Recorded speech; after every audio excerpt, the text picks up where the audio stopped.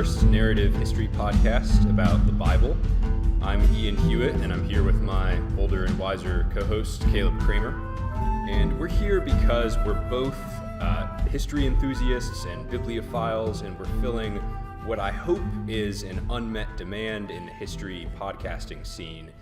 There are many Christians, I think, and people interested in the Bible generally who listen to history podcasts, but there are not yet any narrative history podcasts on the Bible. So we're trying to step into that void with this series on the books of Kings. We are both Christians, and so we take the Bible seriously for that reason, but I think there's going to be something in this podcast for everyone. Caleb, I'm going to ask you if you have anything to add to that, but throughout we're going to try to follow the narrative structure, look at the historical context, looking not just at the Bible, but any other archaeological or documentary evidence, and then after we told the story, we'll kind of jump in on any philosophy going on at the same time. No, that sounds about right to me, although I will not be bound by any particular strictures that you send on it. At least I can't promise that. All right, well, I can attempt to keep it in check, but we'll see what happens. Well, let's start by talking about the historical context. Let's look around the old world, as it were. In the books of Kings, we're jumping in at the end of the rule of David. David, of course, famously ruled about 1000 BC. So this is the golden age of the United Kingdom of Israel and Judah. And when Israel was having its golden age, a lot of the surrounding world was in a dark age. So let's do a quick tour around what we think of as the civilized old world. In Germanic and Northern Europe, where most of Caleb and I's ancestors were presumably from, there's not much going on that we know of. Stonehenge, I think, was 2500 BC, so there was something going on, but certainly no recorded history. In Southern Europe, the Trojan War has happened. That was about 1200 BC. The Minoan civilization has declined. The Dorian invasion has just recently happened, but again, not a lot of recorded history. Most narrative history at this point is concentrated around the Mediterranean and then between the Mediterranean and the Persian Gulf. Egypt at this point, Egypt is going to continue to pop up over the course of the books of Kings as an interesting regional player, but really its most glorious days in terms of international diplomatic fame are behind it. It's going to reemerge every now and then, but a lot of the big names you recognize from Egyptian history, the Tutmosid pharaohs, Hatshepsut, Ramses the Great, and so on, Akhenaten, these people have all passed. They were in the 18th and the 19th dynasties, in the 1200s and the 1400s. Now we're in about 1000 BC. The big antagonist in this period, in terms of Israel's enemy, is going to tend to be Assyria.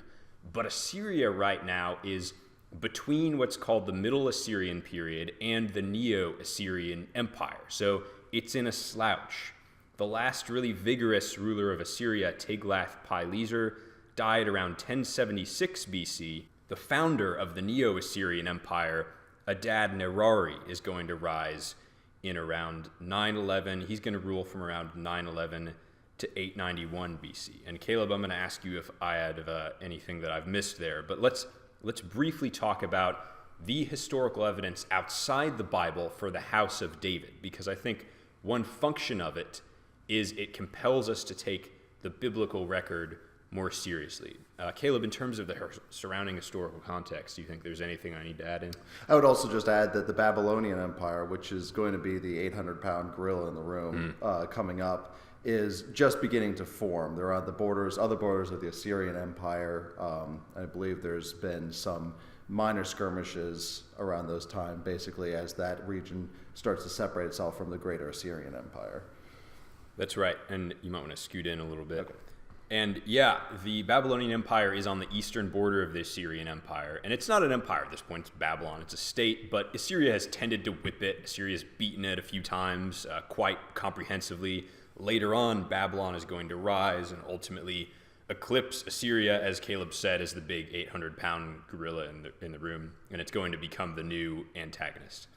Now, the Tel Dan stele is our main archaeological piece of evidence for the House of David, and it was discovered in the 1990s, actually, so you can imagine that prior to the 1990s, there were a lot of critical scholars that denied that David even existed as a historical figure. As Tim McGrew, I think, wrote somewhere, archaeology has not been kind to literary criticism, but it refers specifically to the house of David in Israel. It was written probably by Hazael of Aram, who was a Syrian ruler, and in the Tel Dan stele, probably Hazael. The ruler's not identified in the stele. A stele is kind of like, looks like a gravestone, by the way. It was a upright slab on which you would inscribe a sort of message. He says, I've killed Jehoram, or Joram, son of Ahab, king of Israel, and I've killed Ahaziah of the house of David. Now, in some respects, this lines up with the biblical account. It differs slightly in that you might recognize those names because both of them were killed at the same time in this very dramatic moment later in the books of Kings. We'll get to that at some point, by Jehu, who was anointed by Elijah to rise up and overthrow the government. And so both the stele and the biblical account cannot be totally correct. They disagree about who killed these two guys. But they agree about the major figures and players at the time. They agree about the timing of events, and both agree on the importance of David. Because one thing you would do in a victory stele when you beat someone is you would associate them with a famous ancestor of theirs. So Jehu himself, famously, in an Assyrian stele bragging about his submission to them, says, we've beaten Jehu, the descendant of Omri, this famous king of Israel. So we know that David was a historical king, has this international renown, and one thing this tells us is that the Bible is a historical document, at least from the point of 1 Kings. It contains a good faith communication of the narrative based on actual historical events, and so it's important that we take it seriously as a historical source. Now we're going to zoom in on the kingdom of David, and particularly David's court. David is, Caleb, at this point, he's not quite on his deathbed, but Close enough. He's decrepit, spending all his time with his concubine. Tell us what's going on in the court of David. Sure, so let's set the scene. David, as I said, not quite on his deathbed yet, but he is old, infirm, and the picture that we get is that he's sort of out of touch with the everyday workings of the court of the nation. His servants have him set up with this young, beautiful woman who comes up later in this story. I looked up her location. She was from the tribe of Ishkar, so she is an Israelite that they just found to basically keep him company. That's because Shuamites are from the tribe of Ishkar? Shuamites are the tribe of Ishkar, that's correct. Outside of the court, we have Solomon and his mother, Bathsheba. Solomon, of course, is not the oldest or the next in line. Of course, Absalom was the oldest, and previously in 2 Samuel, we had a attempted coup against David by Absalom. Solomon and Bathsheba. Solomon, of course, is the next king of Israel, who's been promised by David in this very solemn vow that he takes that Solomon will be the one who succeeds him, rather than any of his older sons. And then outside of that, we have Adoniah, who is David's fourth son by, let's see here. Is it Hashig? Is that right? Hashig, I believe, yes. One of David's other wives. Mm-hmm. He is highly ambitious. He believes that the throne should be his, and so he begins to do something about it.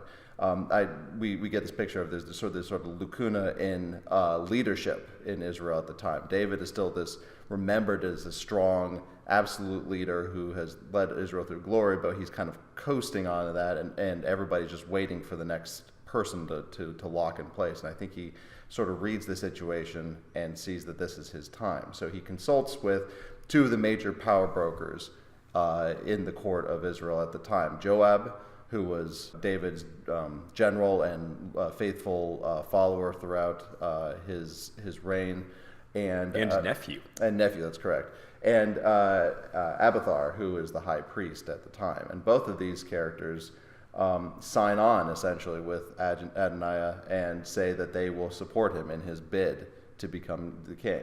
Caleb, I think we should try to stick to the narrative structure for this first half, but I do want to briefly ask you to speculate about Adoniah here. I noticed that Adoniah and Absalom, these guys were born around the same time. They were born during the Civil War period between the house of David and the house of Saul. And of course, we all know the circumstances under which Solomon was born. He was the son of Bathsheba. So that really drives home to me that Solomon is sort of a latecomer in terms of his birth. So Adoniah says later, everyone expected me to rule. He's not just the oldest, but he was born much, much sooner than Solomon was. Do you think that contributed to Adoniah's having this expectation that he would, whatever David said, he was actually going to inherit the throne? I think so, and the account doesn't say exactly how young Solomon is at this particular time, but we get the impression that he is quite young. Old enough to make some of his own decisions, but he, as we shall see, he doesn't play a very active part in this first part of this palace intrigue coming up. And again, it's kind of this sort of pregnant expectation that Adoniah kind of uses for himself. I would say that his statement later about all of Israel expected me to become king is perhaps somewhat self-serving, because we also have this promise, this very public oath that David took that Solomon would become king. So that's definitely his interpretation of the events, but perhaps looking at sort of a what would have been right and proper maybe in the background history of the kings and kings of these countries around that time. Yes, I think Adonai was probably going to be the next, would have been considered the heir apparent. So what's the plan here? He's consulted with Joab. How is he going to go about seizing power? It's an odd way of seizing power. So he gets together with these power brokers that we've just mentioned, and then he gathers sort of a small force, chariots, horses, and about 50 men, which is not insignificant, I would say, particularly if they had some chariots with them. Chariots were the main battle tank, shall we say, of the military forces of the time. So this was definitely a display of force, regardless of how numerous it was. And they go to this place, Zola, or the Serpent stone near En Rogel. Now, I did some research as to what exactly this location was, and it looks like it may have been a high holy place, going back even before the founding of Jerusalem, perhaps even back to when the Canaanites were living in the area. It would have been this sort of top of a hill, and the Serpent stone, particularly the sources say, was this large flat rock on which a Canaanite mastaba may have been placed. This, of course, is a Canaanite holy temple, or holy place. One thing you see that's interesting when you have these successive conquests of any given area, particularly in the Middle East, these high holy places will be appropriated by the conquering people. Well, on that topic, Caleb, we talked about this a little bit, but should I be reading into the fact that this is, it sounds like probably a pre-Israelite religious site, so it could have had some pagan religious significance? You suggested that maybe we shouldn't read too far into that because they would have just appropriated any pre-existing religious site and sort of sanctified it. Perhaps that's a very good question. I don't think it's very clear from the text. I think it's definitely possible, particularly when you contrast, and this is skipping ahead of the story, to contrast the way that Solomon is anointed king later with what the methods that Adoniah is taking right now. So he goes to this place, which is definitely has some sort of religious significance. We don't know if it's pagan or if it's a completely Israelite, and it's also a spring. It's a place where people would have gathered to get water, which in that particular location was actually a pretty important function. It would have been this water. You can picture this water coming out of the rock, which is particularly in Israeli religious symbolism is a highly significant, living water coming from a rock. Yeah. So it definitely would have had some sort of connotation. I think we can speculate whether or not he was perhaps trying to reach back even further and appropriate some Canaanite or some pagan religious significance as well. Depends on how sympathetic or how gracious you want to be to Adonai in this particular case, I guess. Anyway, so they go here and they sacrifice sheep and cattle at this stone. So again, we have this sort of kind of religious significance. However, Matthew Henry also thinks that they were also eating them, kind of performing the function of the priest. Where Matthew Henry, by the way, is a really important biblical commentator that we'll be referring to every now and then. And so he invites everybody who's basically a member of the court. He says he invites all the brothers and the king's sons and all the men of Judah who are royal officials. However, he excludes some very key players who will come up later. He excludes Nathan the prophet, and then Benaiah, who's basically.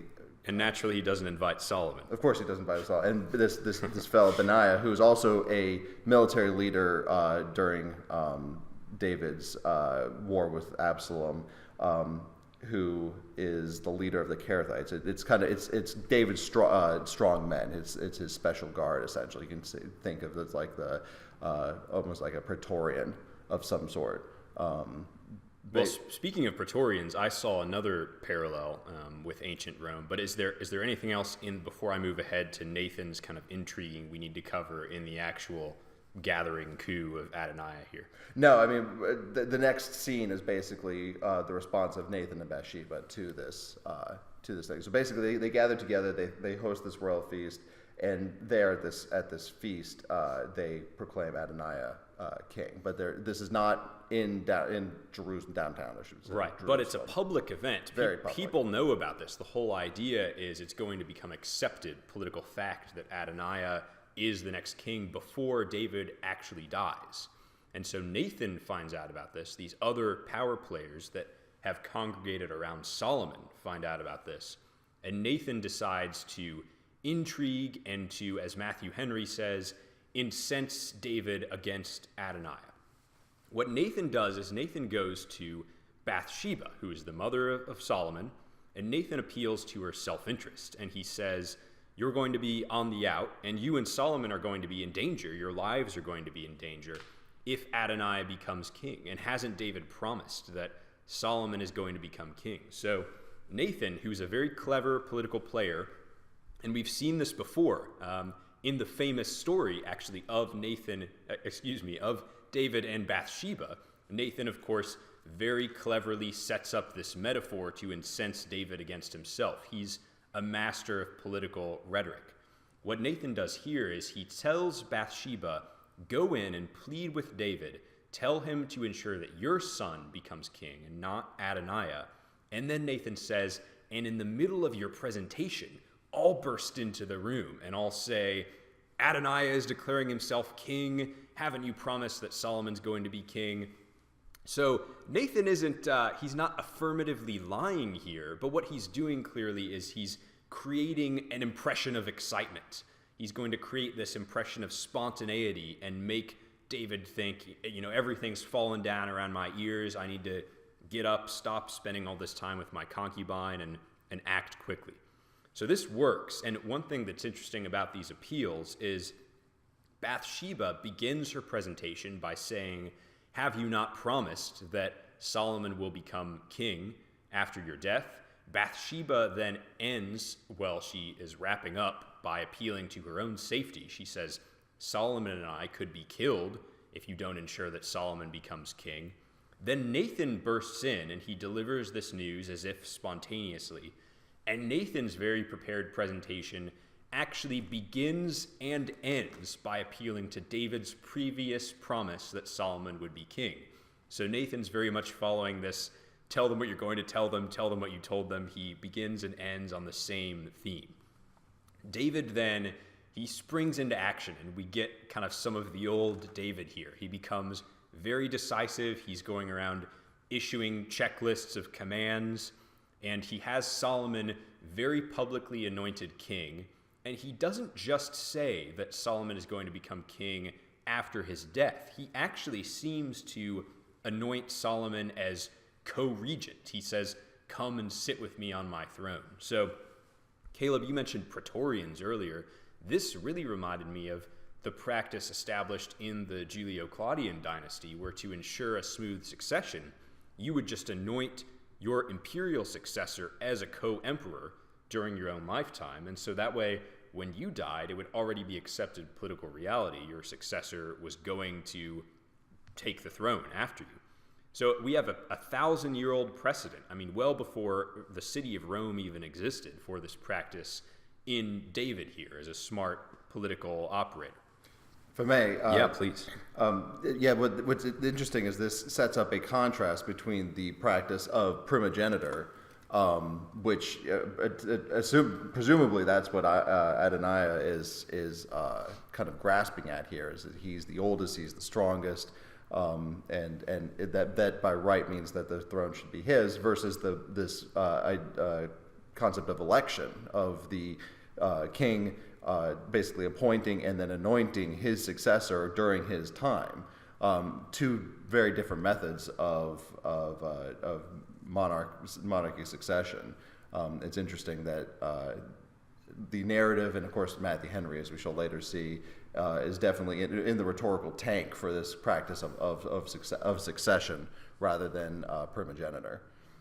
Yeah, that's an interesting point. Matthew Henry has a lot to say about the politics that are at play here. All right, well, let's talk about the instructions of David to his son. And there's a couple accounts of this. The actual fatherly advice is pretty consistent between the books of Kings and the books of Chronicles.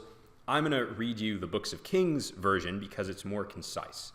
David says to his son, "Beware of entrance to a quarrel, but being in..." Oh, no, that's not David, excuse me. David actually, here's what David says. This is in 1 Kings chapter 2. "Be strong and show yourself a man.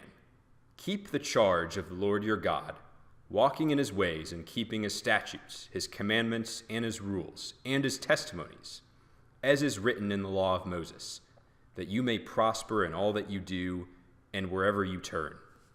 And then David appeals to God's promises to him that as long as your ancestors walk in my ways, you will not lack a man on the throne of Israel. I will give you one line from 1 Chronicles chapter 28, that different account of David's instructions, because it's pretty famous. David says, talking to Solomon about God, "Seek him and he will be found by you. Forsake him and he will cast you off forever." So in both instructions, there's this note of contingency. Do this and this set of consequences will follow. You will prosper in all that you do and wherever you turn.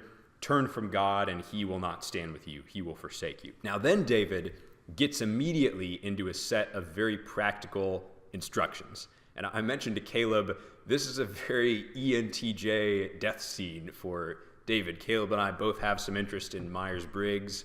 And of course, it's kind of a cliche in history that people really try to crowbar any kind of great military leader, political mastermind or conqueror into the archetype of the ENTJ, this personality type.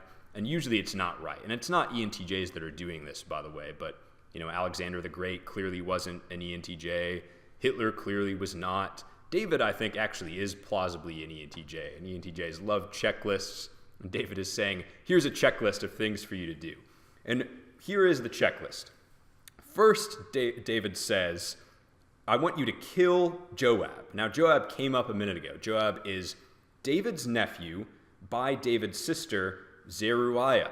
And so, Caleb, by the way, if you and Katie have a daughter in the near future, Zeruiah. That's a good name. Keep it on the list. Now, Joab has been a very important figure throughout the whole story of David. And why does David want to kill him? I will tell you, I think David is kind of on the right track. He has a good point about why Joab needs to be killed, but I think David's maybe not representing his deepest, strongest motive in wanting Joab killed. I'll be interested in hearing what you think about this. Joab was present in the civil war between the house of David and the house of Saul, and at one point a general in the house of Saul, Abner, tried to defect to David, but Joab had it in for Abner, and he had Abner assassinated. And David mentions this specifically as a reason that Joab needs to be killed off. Now later, Joab is actually the general who orchestrates the death of Uriah the Hittite, who was, of course, the former husband of Bathsheba, who Bathsheba was unfaithful to with David, and then this resulted in David's marriage to Bathsheba and the conception of Solomon. Later, Joab was still on David's side in David's civil war with Absalom. And David again mentions that Joab killed Amasa, who was a former general of Absalom, who David then anointed as a general. So David's justification to Solomon is this guy, he keeps killing people I try to make peace with. I made peace with Abner and he killed him. I made peace with Amasa and he killed him.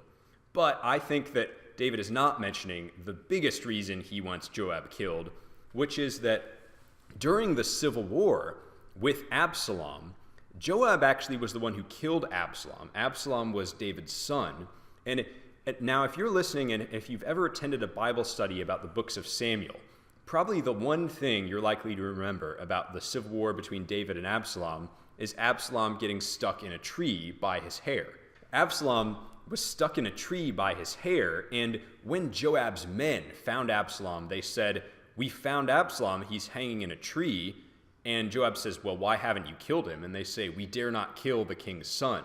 And Joab, I think, literally says, "I don't have time for this." And he takes a javelin and spears Absalom on this tree. David is, of course, very, very upset. He's traumatized by the death of his son. This is where we get the cry, "Absalom, oh Absalom, my son." And Joab says something like, "Stop crying, you whiny baby." And he says, "Why do you hate those who love you and love those who hate you? You're more upset about Absalom's death than the death of your own people." And I think David's mostly upset about that. He has a legitimate reason. There's a pattern of Joab killing all these people David tries to make peace with and not being trustworthy, but he really, really kicked David when he was down, from David's standpoint, I think, in this moment of weakness. What do you think about that? Right. I think there's some real politic going on here as well. I mean, Joab and Abiathar, who is another person who's not killed in Solomon's consolidation of power, but he's definitely sidelined. Both these people were in the tank for Adoniah, and they represent, and Adoniah is still I think probably a threat to Solomon as he's young and he's still trying to establish his throne. So I think Joab is definitely someone who David wants squared away before he passes on. I think you're right. I think there's probably a good amount of revenge. And Joab is this. If you read particularly 2 Samuel and 1 Kings, is kind of a narrative. He's a very morally ambiguous character. He's this guy who you kind of don't know what he's going to do next. I mean, yes, he's loyal to David, but at the same time, he definitely has his own head on his shoulders, and he executes David's orders, but he kind of does it in his own way, and he's very kind of has his own ends and his own means in mind. So I think he's too strong of a player. He's too unpredictable. And David just doesn't want him making trouble for Solomon. Yeah, he executes David's orders and then some. Now, I'm going a little bit longer than I'd anticipated, so we'll try to keep it shorter next time, but I'm going to power through the rest of these instructions. David also says, show loyalty to those who are loyal to me in the civil war with Absalom, which is good advice. You know who your friends are by seeing who sticks by your side in moments when you're unpopular and disfavored. And David also says to get rid of Shimei. Shimei was an old partisan of Saul, but Shimei comes up during the later civil war with Absalom. When David is in exile, Shimei comes out and mocks David and says, you deserve this because you're a murderer. You killed all of these men from the house of Saul. You're getting what's coming to you. Now Shimei is back in the court of Solomon and David says, don't trust this guy. And in both cases, this is important later because Matthew Henry is going to want to say there wasn't originally any plan by Solomon to kill Shimei, but David clearly envisions Shimei being killed, just like Joab. In both cases, he says, do not let their head go down to Sheol in peace, meaning see that it goes down violently, i.e. kill them. So there's these instructions to Solomon about precisely what to do. David passes away, and how does Solomon then go about implementing these instructions, Caleb, and consolidating power? Sure. So, I mean, he pretty much starts to fulfill the checklist that David gave him. He first goes after Joab, who essentially flees to the altar and grasps the horns of the altar. So you have this very stark picture of him supplicating himself before the holy altar of Israel. And he's basically begging for his life. He's begging for mercy. Solomon orders Benaiah, who is this second in charge, kind of the man who's in charge of the Kerethites, to go out and execute him. And Benaiah kind of he wobbles a little bit because he's in front of the altar. And he comes back and he says, he's begging for his life in front of the altar, and he's commanded, go strike him down. And Benaiah goes and does so. Abathar is sidelined. Politically, he's basically stripped of his rank as high priest. He's not killed, but he's kind of put out to pasture, basically out in the countryside. He's given a small priesthood out near his people and said basically, don't come back and you don't interfere with anything in the court. And then Shimei, interestingly enough, is kind of put on probation. He's told he's not to leave Jerusalem. He is basically not under house arrest, but city arrest almost. He can't cross this one stream, and he's basically watched. However, there's this interesting little anecdote where essentially two of Shimei's slaves run off to Achish, which I believe is Assyrian. I don't actually know where Achish is. We'll have to look that up. I think it's either Assyrian or Babylon. I think it's Assyrian. He goes after them. He saddles his own donkey. He pursues them. He brings them back. And as soon as word of this gets to Solomon, Solomon says, "Well, you basically screwed up. You violated the terms of your probation, and the wages of that is death." Like you said, I think that these are situations, or this is a situation that Solomon basically engineered in order that this would be the result. I think he knew that Shimei was probably not going to listen to him, and he purposely made the strictures tight enough and the penalty steep enough that he basically was going to get what he wants. But he can't, interestingly, unlike Joab, he feels like he can't just order him to death. Right. He That's an interesting. He has to engineer basically this little two-step where he's basically put on probation, and then he violates the terms, and then he gets to basically have the ends that he wants. But it's an interesting contrast to Joab, who's merely offed. Right, but kind of what you're suggesting is it's not just that it's a pretext, it's also that Solomon has created this just impossible situation. You know, if you step out of these 4 square feet, I'm going to kill you. Inevitably, you're going to happen to wander out of them at some point. So the question, of course, Matthew Henry, and this might be a good transition point. Matthew Henry, of course, is completely in the tank for Solomon. Thinks that this is an entirely reasonable set of terms. Well, not just reasonable and justified, but now I think both of us disagree with Matthew Henry. Matthew Henry is not just saying that Solomon was justified in doing all of these things. Matthew Henry is saying that there was absolutely no maneuvering, no intrigue, there was no pretext here. Solomon was being completely honest, and it isn't at all that he intended to kill all of these people from the get-go. But I think we can just look at David's instructions. When it came to Shimei, who we just discussed, David said, "Don't let his head go down to Sheol in peace," i.e. kill him. So the plan from the get-go was clearly to kill Shimei.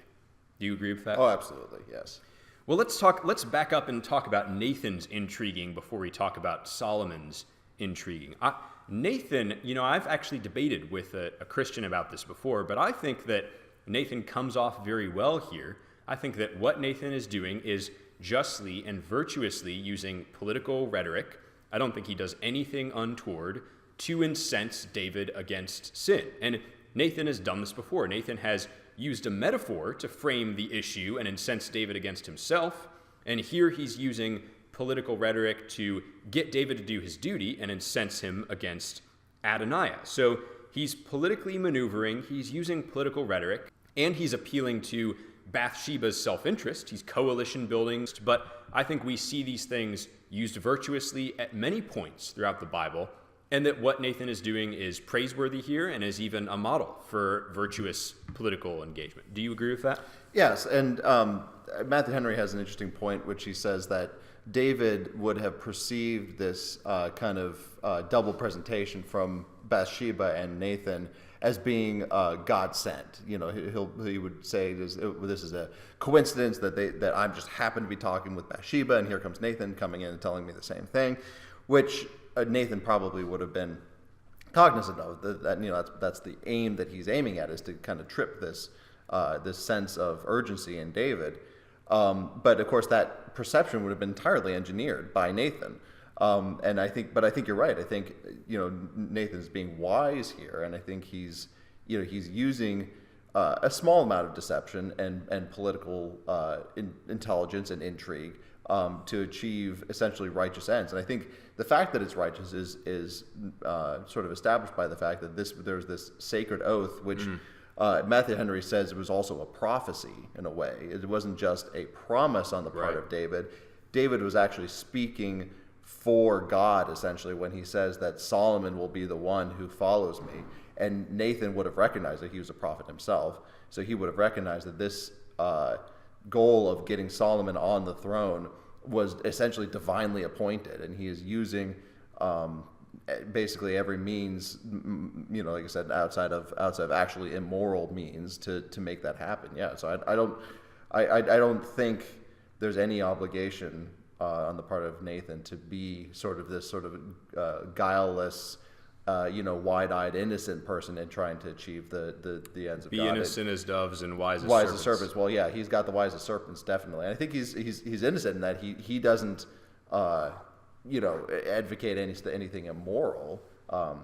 And that comes later. I'm going to move. Yeah, exactly. I'll move on quickly in a minute to Solomon's intriguing and our assessment of that. But I want to say one person that Nathan really reminds me of here is someone we don't often think of as a clever political player, but who I think really, really was, and that is Paul, and especially Paul in the book of Acts. And I'm thinking here of when Paul is on trial before the Sanhedrin, Paul frames the controversy around Christianity as a controversy around belief in a bodily resurrection as an abstract concept. Now, what Paul is really on trial for is he believes Jesus specifically was bodily resurrected, and that this proves Jesus was the Messiah, which no one in the Sanhedrin agrees with. But half the Sanhedrin, the Pharisees, agree with the concept of a bodily resurrection.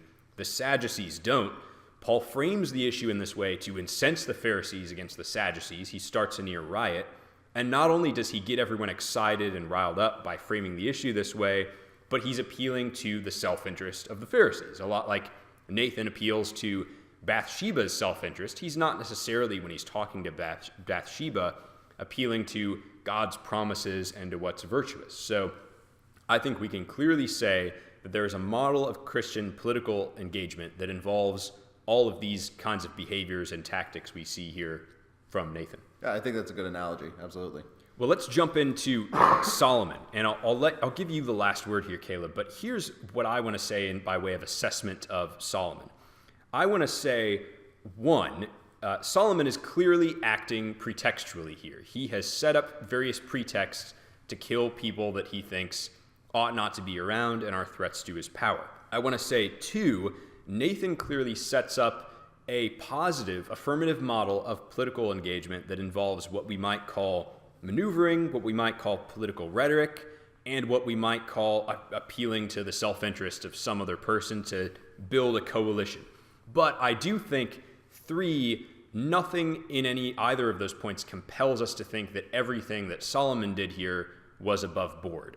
Matthew Henry wants to say there were no pretexts, and I think that's clearly wrong. I think David's speech in 1 Kings contradicts that, and I think it's really notable that there's often not moral commentary in 1 Kings, but often we'll find in the books of Chronicles, we'll find moral commentary on what happens in 1 Kings, and the chronicler is silent on what Solomon does here. So, I think it's not either or. We don't need to grab either horn. I don't think we need to say we ought to be innocent as doves without being wise as serpents. I think Nathan shows us that some maneuvering and political rhetoric is appropriate, but that doesn't compel us to stand by everything that Solomon did. What do you think about that? Sure, and if I could reframe this just briefly into the death of Adoniah particularly, because I didn't address that before, because I think this particular issue kind of frames that nicely.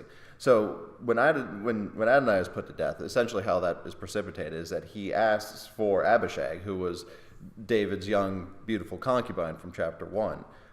And he does this by approaching Bathsheba and says basically, the kingdom was mine, but that was taken from me. Please give me this one small thing, and then I'll be happy. And he asks for Abishag, and then Bathsheba goes to Solomon and transmits that request. And Solomon has this interesting reaction of just basically, well, why don't you ask for the whole kingdom from him instead?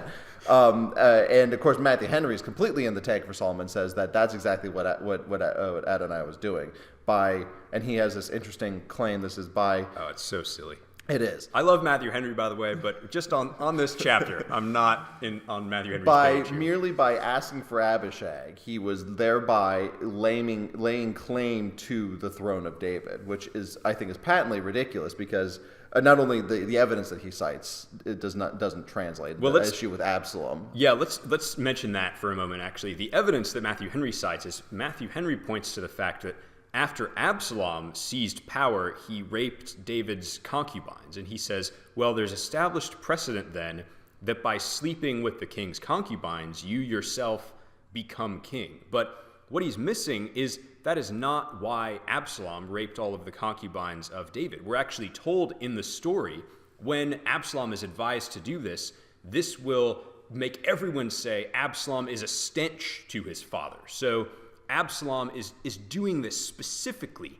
to be evil and to be outrageous and to make everyone think there's no chance of a reconciliation. And that way the idea is people will rally around Absalom and not have to worry about him defecting back to his father. So it totally undermines Matthew Henry's argument. Right, and if you think about it just for a second, I mean, Solomon had something like, 700 concubines?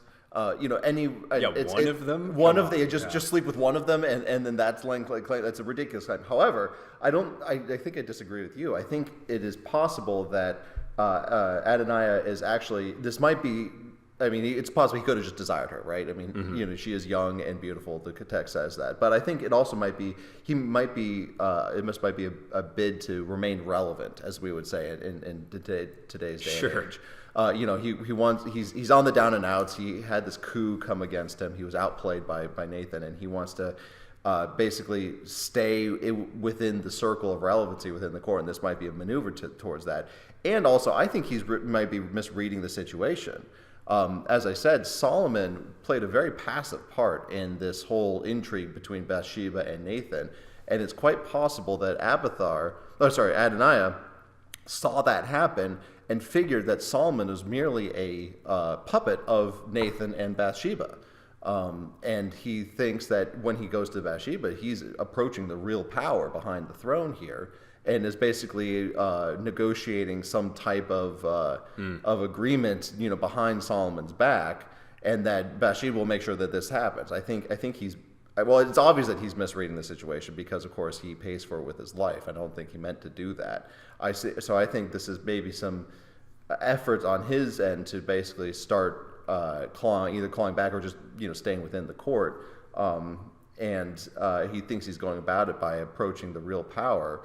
And then when Bathsheba comes, Absalom has this reaction of extreme hostility, shall we say, to the request. And I think you're right. I think it's completely pretextual, but I think he's using this as a means to get rid of a still dangerous political rival.